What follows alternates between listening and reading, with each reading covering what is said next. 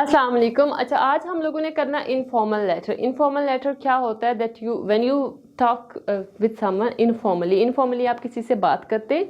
अब ये क्या है? जर्नल ट्रेनिंग राइटिंग टास्क में आता है इनफॉर्मल लेटर। या आपको सेमी फॉर्मल लेटर आ सकता है या फॉर्मल, और either it can be informal और सेमी फॉर्मल, कोई भी आपके पास आ सकता है, लेकिन आपको लेटर एक ही आएगा एग्जाम में।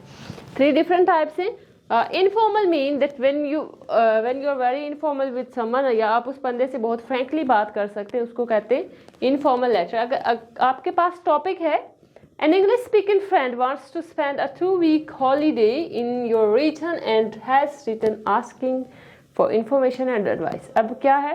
एक इंग्लिश स्पीकिंग फ्रेंड है, वो आपके रीजन में आना चाहता है फॉर हॉलीडेज फॉर 2 वीक्स, और उसको आपसे क्या चाहिए? कुछ इन्फॉर्मेशन और advice. Write a letter to your friend. In your letter आपने क्या लेटर में बताना है? जब भी आप लेटर लिखते हैं आपके पास ये 3-4 पॉइंट्स आपको क्वेश्चन में दिए जाते हैं।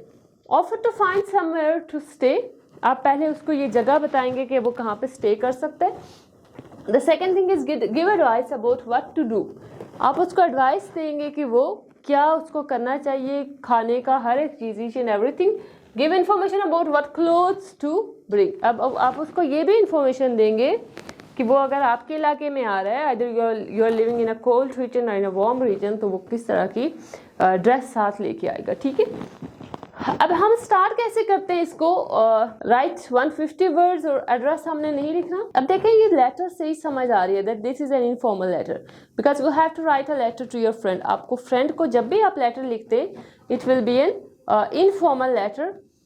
The tone which is very warm, personal and friendly. आपकी अगर लेटर की बात करें, हमारे पास टोन क्या होती है कि लेटर लिखते कैसे, एक proper pattern. So it should be your, आपकी जो लेटर की राइटिंग है उससे ये चीज़ समझ आनी चाहिए कि that you are showing warmness, personal and friendly, आप उसके साथ फ्रेंडली हो रहे हैं। The second thing is use of first name, आपने फर्स्ट नेम को यूज़ करना है, लास्ट नेम यहाँ पे यूज़ नहीं करना।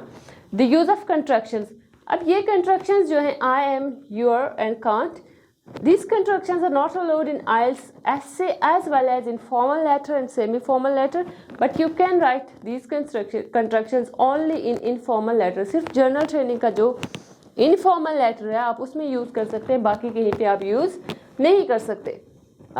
या the use of informal expressions कैसे? थैंक्स, राइट सून, ये कुछ एक्सप्रेशंस होती है इनफॉर्मल जो आप यूज़ कर सकते हैं। अब क्लोज इसको कैसे करते हैं? आपने जैसे लिखा yours faithfully and yours sincerely in formal and semi formal letters, तो यहाँ पे वो केस नहीं है। यहाँ पे आपने किस तरह से एंड करना है? वार्म विशेस, या आप कह सकते हैं कि बेस्ट रिगार्ड्स, इस तरह से आप इस लेटर को एंड कर सकते हैं, ताकि वो आप क्या शो कर रहे हैं? That you are very friendly.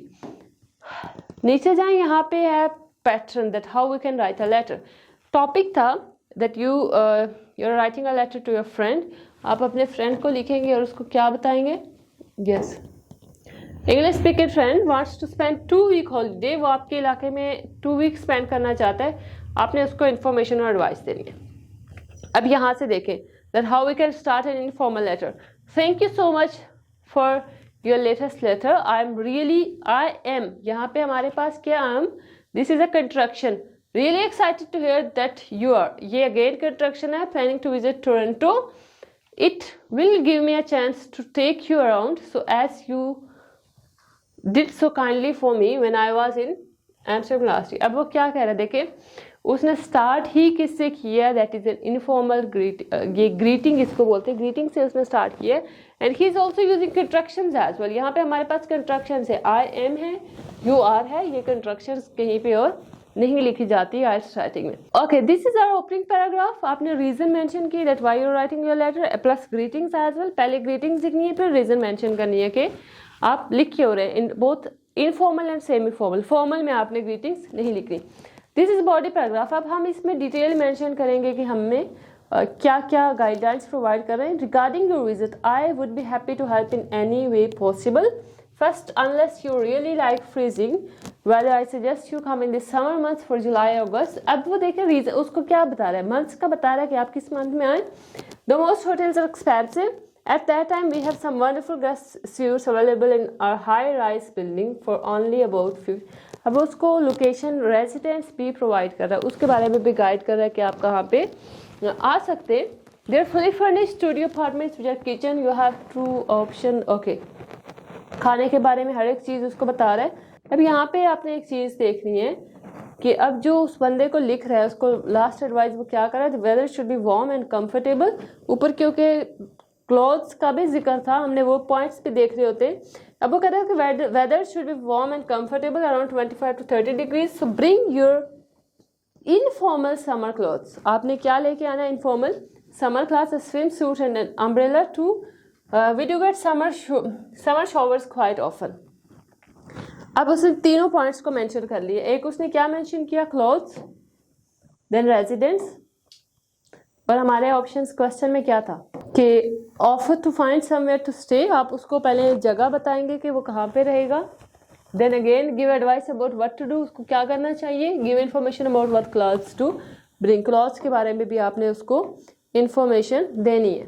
Last thing is okay, ये पैटर्न आप लोगों ने इस चीज़ का मस्ट फॉलो करना है, that you are leaving one blank line between the paragraphs, between ये जो जैसे यहाँ पे हमने ओपनिंग पैराग्राफ एंड किया ग्रीटिंग्स, देन ये क्या है? Blank line regarding your visit.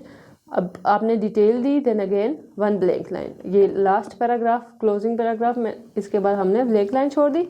और ये जो स्टेटमेंट है, I can't wait for you to come right soon with more details. अब देखें, I can't wait for you, first thing is that this is contraction, और ये एक इनफॉर्मल स्टेटमेंट है कि I can't wait for you to come right soon with more details. हमने end कैसे करना है? ब्लैंक लाइन छोड़ के with warm wishes and your name. आपने ये लिख के यहाँ पे अपना नाम मेंशन कर देना। So this is all about okay, this is all about informal letter, that how we can write an informal letter in IELTS writing task 1 journal training. If you want to watch more videos, you can visit our YouTube channel, that is Yashal English House. Thank you so much.